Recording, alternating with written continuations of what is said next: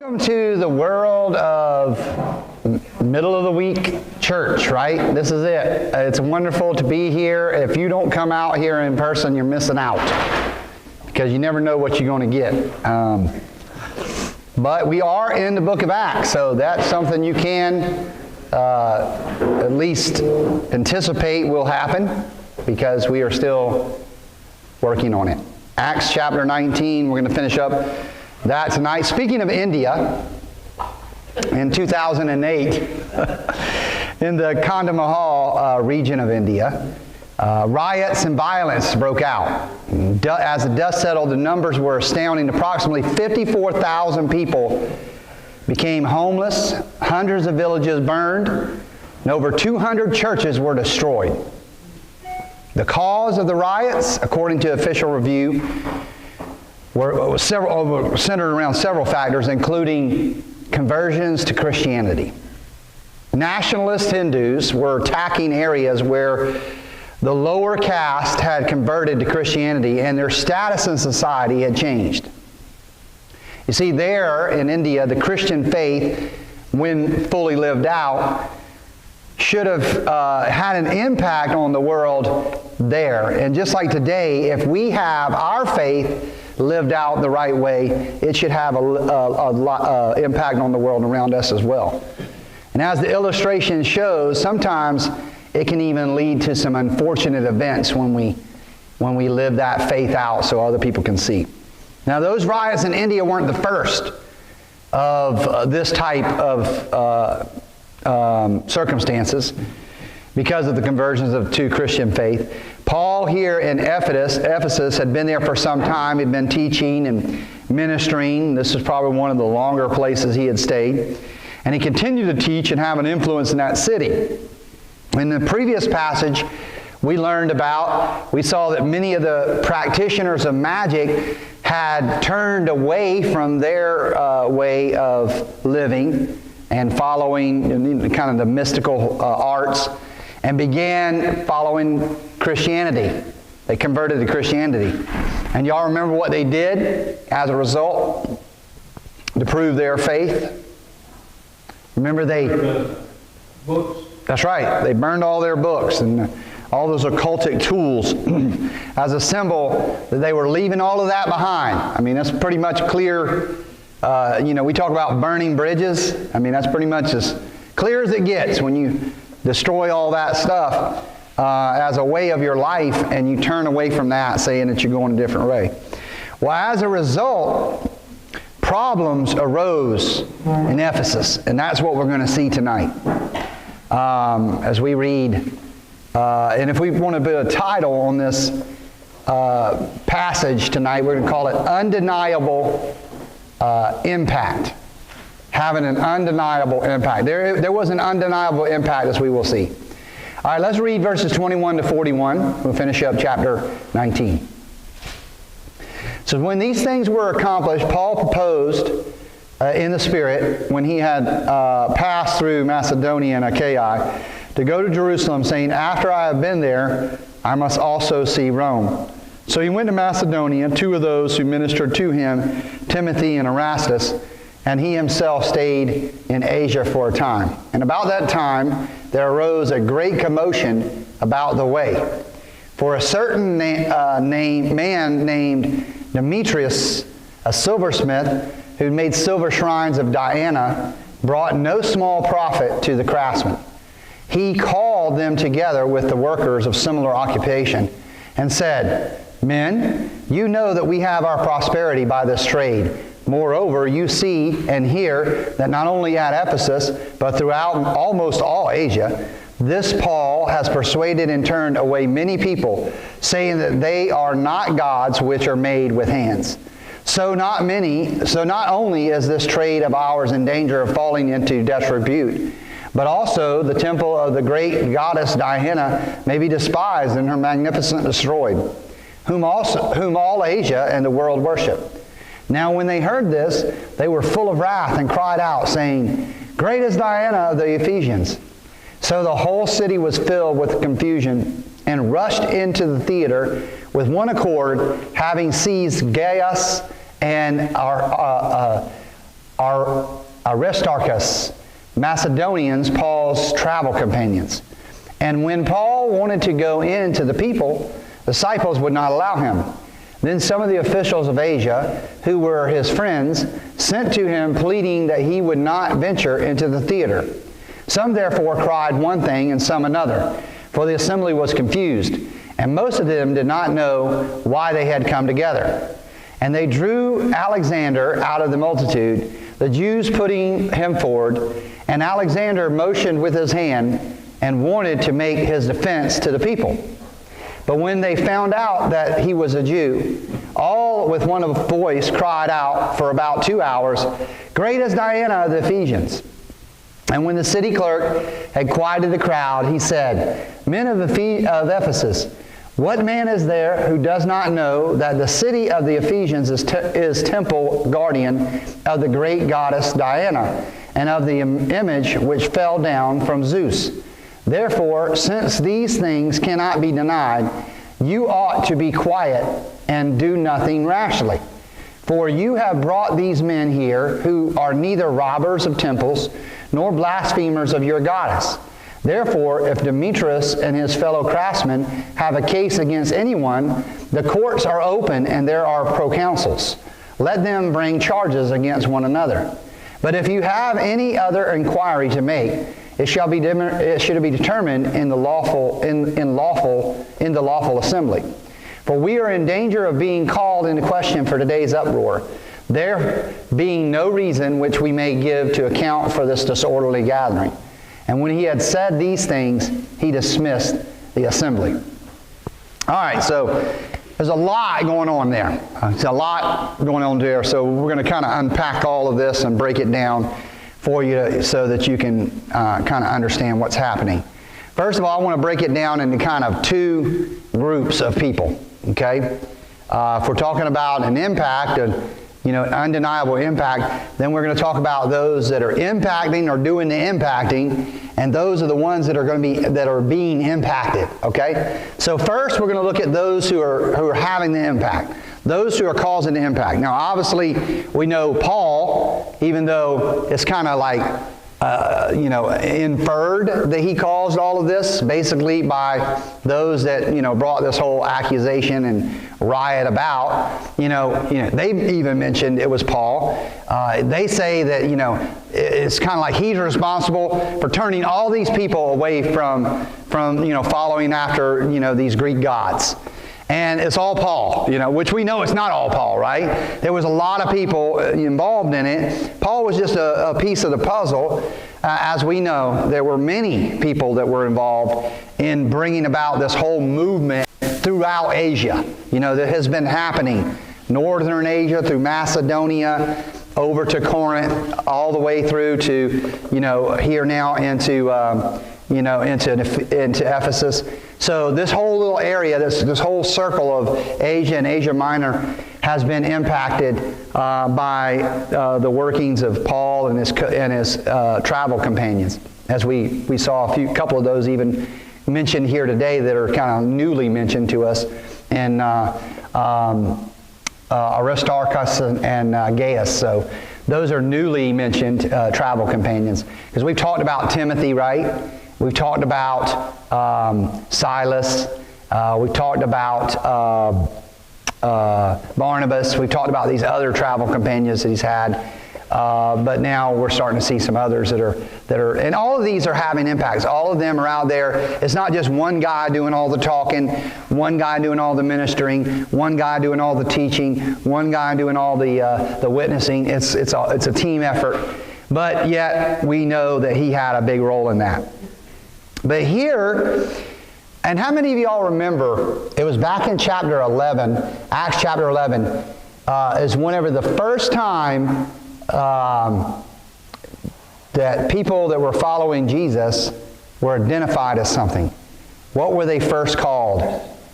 What was that? Christians, yeah. So that term Christian actually came from non-believers. It was non-believers who called the believers, or followers of Jesus, Christians. And that was way back in chapter 11 of Acts. Well, here we actually have a different term. that's used for those who are following Jesus or following the ways of Jesus. And it's called the way. We mentioned this a little bit last time we were together. The way was a term. It was brought about by people that were non-believers that were looking at these that were following the way of Christ. And they call them the way. And this was more of a common term for Christians than Christians was. So they were called more of the way than they were Christians. And so it was interesting. When you look at that word way, it comes from a Greek word that literally just means a road or a highway. That's what it means.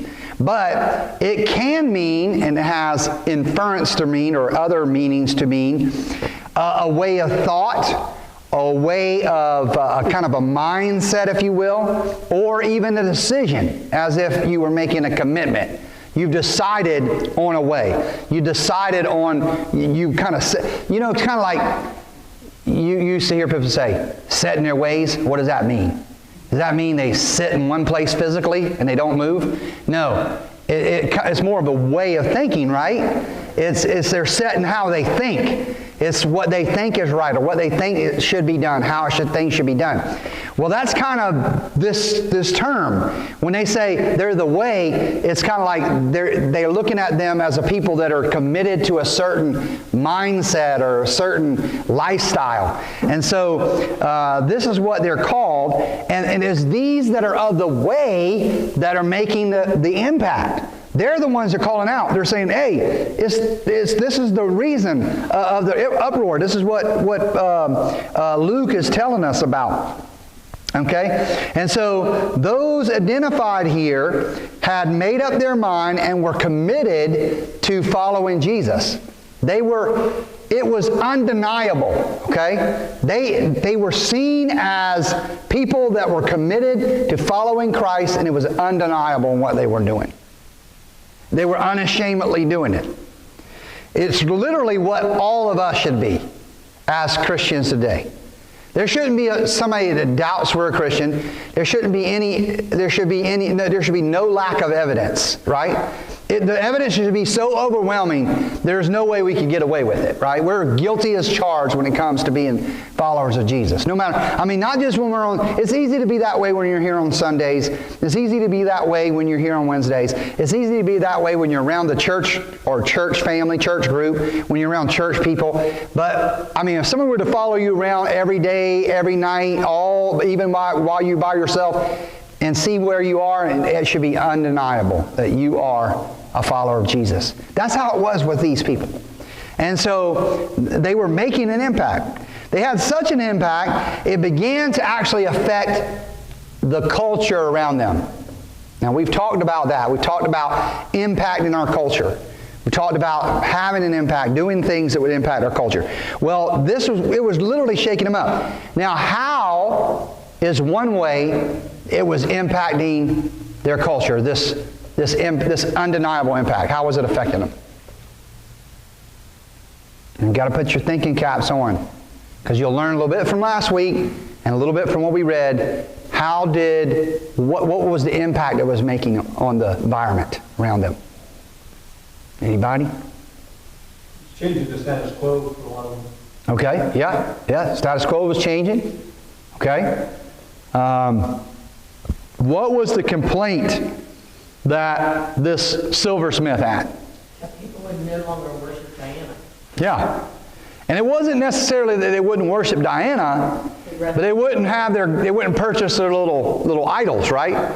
Because that's how they made their living. So literally what was happening was people weren't buying as much idols, right? Because, these guys have burned those books. They had burned the magic books. They had made a drastic change in their life. Now they're making this impact and saying, no, we're not doing that anymore. We're not visiting the temple. We're not buying the idols. We're not going that route anymore. When people started being affected financially, these guys began to be affected financially, then they said, hey, we got to do something about this. This is not going to work. And so that's what kind of impact they were having. That's where it started. Obviously, they weren't going along with everything that kind of they were, like Pat said, they were rocking the boat, so to speak, because it wasn't the way everything had been done. Now things are changed. The city is changing. People are changing. Mindsets are changing. The way is now growing, and these that were causing these kind of accusations, or at least bringing up these accusations, were not happy about it. Now, thinking of that, what kind of applying that kind of lifestyle, because like I said, we should be like those people that are the way. We should be identified as that. What are some things that we can do in our faith, or how can we live out our faith that can have an undeniable impact on the culture around us? Anybody think of something? Probably just how we react to things going on around us. Yep. When you're around people that are doing the wrong thing or saying the wrong thing. And, sometimes if you're embarrassed, you might just laugh along with whatever instead of, at minimum, walking away. Right, Even right. before you could just actually say, that's not right, or Yeah. those kind of things. Even like, if someone comes up and starts talking to you about someone else, usually the quickest way to fix that is, hey, let's go talk to that person about that. Right, right. Usually whoever came up to you is, they're okay with not going and talking to that person. Yeah. That's right. That's right. Well, I give some thought to it, or any other things that you can think of. Those are very good, by the way. I think it's difficult because I'm only one person. I don't feel like I make an impact. I love to go to movies. Yeah, yeah. But in recent years, I've just realized that R-rated movies just aren't even worth my time or money. Right, right. And so typically, if it's R-rated, there's going to be something in it that is offensive to me. Right, right. And so I just made a decision. I'm not watching R-rated movies anymore. Right. And but that's just me. Yeah. So my friends will say, hey, do you want to go see this movie? What's it rated? No, it's rated R. No, I don't watch R-rated movies. I don't know that's all I can do. I can't make other people not watch R-rated movies. Right. But just taking that stand and communicating it. I mean, that's one thing. And I don't think you're offending anybody else by you're saying that for yourself. I mean, you're not telling them, well, y'all shouldn't be going. You're just saying I'm not, which is, understandable. I thought, and you guys can agree or disagree with me, but I thought one way we can make an undeniable impact and kind of affect our environment around us is by doing unsolicited kind acts. When you do things where there's no strings attached, when you do things where you're not seeking attention, when you do things where, you're literally doing a job, a service, some kind of outreach or something, where you're doing it with nothing, seeking no return, then people are impacted like that. And you can't deny that. You can't deny that kind of action. And I even, read a book about a pastor in a church who basically they did that. And they were in kind of an inner city church, and they started doing all kinds of kind acts, and they became a church known for that. And their church began to grow. People actually began coming to their church to find out what was going on and why were so many people wanting to go out and do all these kind acts. And not speaking, not trying to seek attention. They didn't go out there saying, we're from so-and-so church, we're doing this. They basically just went out and said, we're doing this for you today. And they would say, why? Because we just want to show you God's love in a practical way. And they just did it. And that's all they did. And they never wore shirts that had their church's name on it or anything else. And yet people were seeking to find out what's going on. What's going on. So those are the kind of things we can do. We can talk about other stuff. But how about standing up, like Michael said, even like Lynn said, speaking out publicly, not being ashamed to speak out on something, even peacefully protesting. That could be some way where you could stand up or I think too often the church when I was a kid growing up, I know the church was fast about protesting stuff. They would, groups in the whole church. I remember one year they had a film or something going on down. I don't even know what it was. It was, I think it might have been Jesus Christ Superstar. This was years ago, I believe. And I don't even know what that film's about. But I think it was down at the Gilliard or something. And the church that my parents went to, they made picket signs, and they were going to go down there and picket it and walk all around the thing. And I remember back then, the church did that kind of stuff, often. They stood up. Today, you hardly ever hear of churches doing kind of stuff like that. I don't hear of anybody. A lot of times we just kind of, we just say, well, we don't want to get involved. We don't, we kind of stay arm's distance. As long as we keep ourselves clean and keep our nose clean, the world's going to hell in a handbasket. Well, they'll straighten themselves up. God will get them, that kind of thing. But, I think sometimes we need to speak up. We need to stand up. We need to let the truth be known. I don't know if it necessarily means we need to picket all kinds of stuff, but, it's just my thoughts there. I think that when people hear of churches doing things like picketing, that puts a negative image that church. on the church. Yeah. But I think if people hear about churches doing things like acts of kindness, then that would be more of the image that we want to portray. Amen. Amen. One of the problems we run into is the church for a long time has done stuff in judgmental ways. Yeah. So even if the idea of, because one of the more recent things that people seem to do from a ticketing perspective is, hey, don't eat at a certain restaurant. Yeah. But that's kind of an anti-ticketing in a way, because you're not actually saying that you're not eating there, you're just not going there. Right. But I also don't think you necessarily need to go stand in the way of people, the patrons there. Right. Because unsafe people should do the wrong thing. Yeah. But they're unsafe. And that's what we do. Yeah. That's by choice to not do, the wrong thing. Right. It gets really difficult to try to find that balance of how are you being, like what I said, you're kind of being a positive impact instead of being a judgmental, negative person. Right. And it's hard because the church has a very bad history of being judgmental. And so when people hear the church blank, their first thought is, must be bad. Right, yeah. So we have those that are making an impact, these that are of the way, along with Paul and his companions. Several of them mentioned here. Alexander, Aristarchus, Gaius, that are all there helping along with many that are his friends that are unnamed, that are telling him, hey, Paul, you don't want to go over there and get in the middle of all that. You want to stay here, stay safe, stay in the confines of where you are, the home where you are. So they're making an impact. But what about the impacted? What about those that are impacted? We mentioned Demetrius, the silversmith. He was kind of the one that began spurring all of this on, the riot, if you will. He began talking to people that were of like trade as he was, and they, saying, hey, you're getting ready to lose money. I'm losing money. We're all going to lose money if we don't do anything about this. And then, so they were being impacted. But then there was Aristarchus and Gaius who were also being impacted, but in a different way.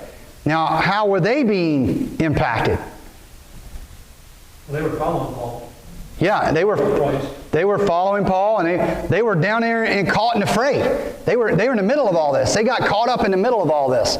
And so they're down there, they're being like surrounded by this angry mob of people who've now just grown to be really crazy. That verse 30, I think it's verse 30 or verse 31, was almost made me laugh, because it said that one was yelling one thing, one was yelling another, and there were some that didn't know what was going on, Sounds like a lot of the protests today, a lot of the ones we saw in 2020, the City of Love and all that kind of stuff, where people just wandering around, and you go up there and there'll be reporters saying, well, what do you stand for? What are you here protesting against? I don't know. And it'd be one person tell you one thing, one person tell you another. Some people didn't even know what they were there for. Some were just hanging out, just coming down to hang out to see what was going on. And so that's kind of what was going on back then. So it's amazing how people don't change, right? Same as way people were back, hundreds of years ago, thousands of years ago even, is the same way people are today. And so there's this riot happening, this kind of, now, they're out there supposedly making a protest, but that's what's going on. Basically, it's more like a riot. And so there's Gaius, there's Aristarchus that's being held in contempt because of their faith, because of their identification with the way. And that's what they're being kind of held by. Then there's this unnamed city clerk who begins to speak up, and he's being impacted. And anybody got an idea why or how he may be impacted? He kind of explains the reason why they should calm down. And matter of fact, he was the one that made most sense. He said, hey, why are y'all doing this? First of all, our gods are fine, right? If they're really truly a god, then they don't need protecting, right? They'll take care of themselves. By the way, these people have not said anything against your God. They're not over there, blaspheming Diana. They haven't said anything about the false gods. They just said, we want to tell you about Jehovah. They just want to talk about Jehovah. So literally, they weren't bringing blaspheming their gods. He said they're not blaspheming your God. And really, the clerk saw it like it was. He called it like it was.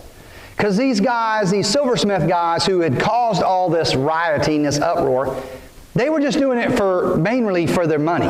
That's what they were doing it for. It wasn't about Diana. They wanted to get everybody kind of uproared to all these other people. It was the crowds of people that were saying, Diana of the Ephesians, Diana of the Ephesians, and did it for hours on end. It wasn't the silversmiths. They just needed the crowds to get kind of go in a frenzy so that they could cause people to, stop going toward the way and begin, following the Greek gods again and keeping them in business. So that's what was going on. But this clerk says, listen, that's not an issue.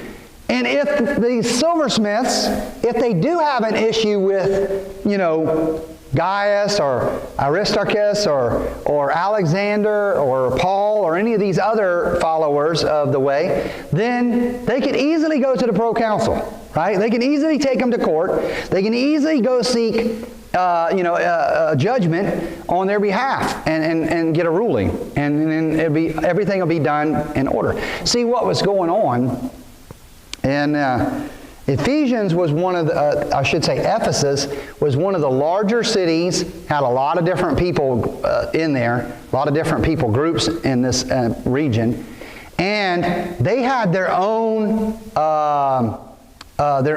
council, their own government that ruled the whole city. And so they had their own kind of rulers.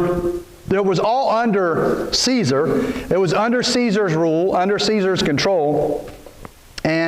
But again, they had various proconsuls. We've talked about them, kind of how it worked in that Roman government system. So they had these various proconsuls that were there, kind of overseeing the different areas of the town or city or region. But yet they had their own councilmen. They had their own government who sat and kind of ruled over and made judgments. And so they were in danger of losing all of that, because Caesar could step in and say, no, you guys can't even control one town. You can't take care of one little area. And this is how y'all want to rule? You got, people are rioting, people are out of control. Rome and the way they ruled, remember, it kind of goes back. You remember even the days of Christ. Rome didn't mind the Jews doing their thing. They let the Jews do their thing. They let the Jews kind of take care of their own business, run their own affairs. as long as they paid their taxes and as long as they stayed in order, right? Just don't get out of order. People will eventually get out of order, right? It will get bad. It will get so bad that there's going to be a riot of the Jews, and it's going to be an uproar of the Jews, and, a lot of Jews are going to be killed, eventually. That will happen during this time. But, it's before this. It's happened before where we are here in Acts. But it will eventually happen. I think it was like was it 60-something AD? There was this uproar of the Jews, and it was like a bloodbath where the Romans just, killed a bunch of them. But, it was, stuff like this could happen. So Rome always looked at it like, we don't want to rock the boat, but we also want to keep it in order. And so when this clerk says, listen, if this word gets out back to Rome, if it gets back to, Caesar, and he finds out that we can't even control our little area, we may lose control. We may lose our position. So how he was being impacted, he said, he was afraid of losing his political position. He was afraid of losing his job, so to speak. And so he convinces the crowd to calm down and to think rationally, which is the way it should be done to start with. But again, this was supposed to be, well, it really wasn't supposed to be that, but I want to ask you, thinking about all of that, is there such thing as a peaceful protest? Sure. Today, is there such thing as a peaceful protest? Yeah. So I think we'd all agree, yes, there is, and that's a right? It's a constitutional right. So everybody has a right to protest, right? I mean, we can see that right now over in China, apparently you don't have that right? People are being locked up because they're trying to protest about, being locked up in their homes and the zero COVID business. Well, when you're talking about a country like that, forget protesting, speaking out. Yeah. Posting. Anything. Social media, right? Yeah, I hear I understand to even hold up like a sign that says anything on it against the government, any kind of position is other than what the communist, position is. If you hold up something, then you're liable to be arrested. So what the people are doing over there is just holding up blank pieces of paper. That's their sign. Because the whole blank piece of paper is just their protest.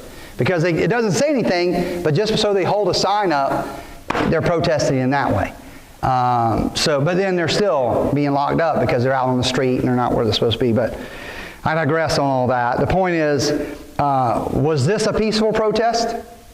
No. No, it was not a peaceful protest. They were certainly not being peaceful. They were dragging people and, screaming and hollering and holding people in contempt.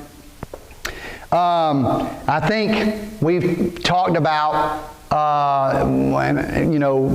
picketing is probably not the image the church wants to take, but should a Christian ever protest? Yeah, I would think. Given the circumstances, I don't know what it might be, but I don't see there's nothing unchristian if you do your constitutional right. Church picketing could happen, I think, in a proper way if you're not just standing there being belligerent. Right. I mean, you could kind of picket while outreaching to people and, completely twist the concept of, you're showing why you're there, but you're showing that you care or that you're, Well, I think you could say, let's say you take an abortion clinic, and I know this stuff happens, but take an abortion clinic, and I think everybody that's a Christian would agree that murdering babies, abortion is wrong, right? It's killing babies, all right? We sympathize with the mother, we sympathize with, the circumstances, whatever they may be. Obviously we do, and, in the case of a mother's health, I think everybody would say, we understand there's no choice there, right? When choice has been made, you've got to respect that as far as the family is concerned, whether that be the husband or wife. And I think a husband and wife would have to make that decision. But there are groups that think when you talk about like protesting against a abortion clinic, some would go with signs and have ugly sayings on them and kind of calling people murderers and baby killers and all the rest, walking around a clinic, forming a line, causing, disrupting the flow of, in and out, that kind of thing. All of us would say, that's not the kind of image we would want to have. I don't think that's what we want. That's not a good sign for a church. We know churches have done that. There are faith groups that have done that. Not necessarily churches, but faith groups that have done that kind of thing. But then there are other faith groups that would hold up, maybe signs that say about God's love, or say, they maybe be across the street, they may be in the area, but they're not trying to, interfere with anybody. They may even want to, just be there to talk, say, hey, we're here to talk. We're here to listen to you if you need something, or pray, how can I pray with you? That kind of thing. That would be a similar action, but yet would show a different whole view. I heard someone talk about the concept of like an abortion clinic. You might disagree with that girl, but she might have noticed. The Right. idea of talking to her and holding her hand while something's going on that you disagree with, is showing her that you love her regardless of what she's doing. Right. And that's something that most of us, I think, have a hard time with, because it's like, I can't condone what she's doing. Right. I'm not condoning it. And that's something I think I definitely struggle with doing that. Now, I think that the guy probably would be appropriate anyways, but, the idea of doing that, was something that definitely, that would have been something you weren't allowed to do years ago in the church. Oh, yeah. Yeah. Yeah, that's right. If she's going to do whatever she's going to do, why not still show her that someone loves her, regardless of how she is? She may turn around and become an awesome, you just don't know. Yeah, and she may go through it. She may ask, what other options do I have? I mean, you might lead to conversations, or, you never know. So. But you're also impacting the rest of her life at that moment. Right. I just don't know what the former action that I spoke of, what kind of impact that really has. So,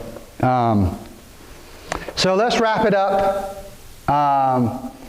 So the first question is, what does an undeniable impact look like for you? What would it look like for you? I don't know what's going on there. I'll just turn that off. What does undeniable impact look like for you? And the reason why I formed a question that way is because everybody's would be different, right? Like Lynn said, she's only one person. This is one of the things that, how she feels about something, her conviction, and she stands up for that. I don't know what your impact would be, where God would lead you. It might be something in the political realm. It might be something with the homeless.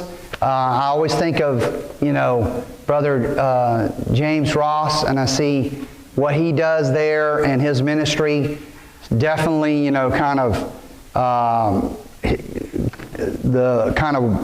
how he makes an undeniable impact. But it doesn't mean everybody has to do what he does, or everybody does what someone else does. You have to determine what that impact is, how your life is going to be making an impact. But it definitely needs to be undeniable. We need to live it out. We need to live our faith out that we are making an impact. But then what kind of difference could our church make? And I'm always struggling with this, because I always think to myself, I wonder if this church was no longer here. I wonder if tomorrow we shut the doors down, turned off the sign out there, packed everything up, and this was just a brick building, steeple was gone, and there was no more cars out here. I wonder if people would miss River Oaks Community Church. I wonder if people in this community would say, man, what happened to that church? Where did they go? And I wonder if they would feel that we were missing.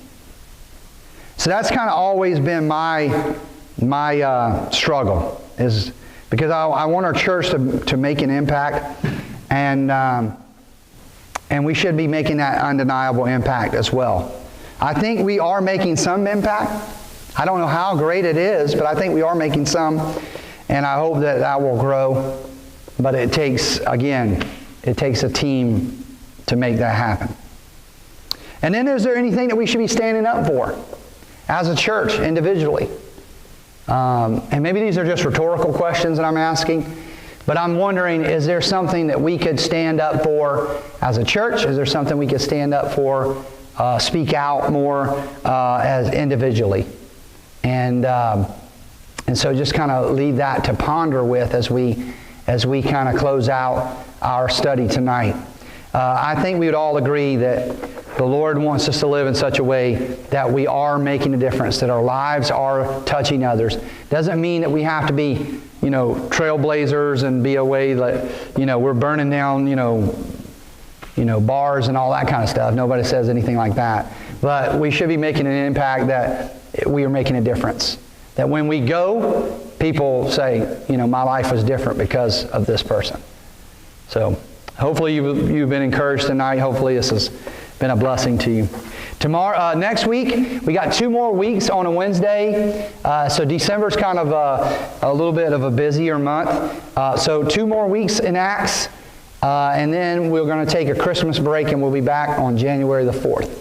So 2 more weeks, and then the third Wednesday, from 3 weeks from tonight, we'll actually be going Christmas caroling, which is the 21st. So, everybody, thank you so much for those of you who joined us online tonight or have watched this video. We appreciate you taking time to interact with us and giving us a like and subscribing to. If you're watching this on YouTube, hopefully you subscribe to our YouTube channel so you can pick up on some of our content and be encouraging to you. But until the next time, may the Lord bless you always.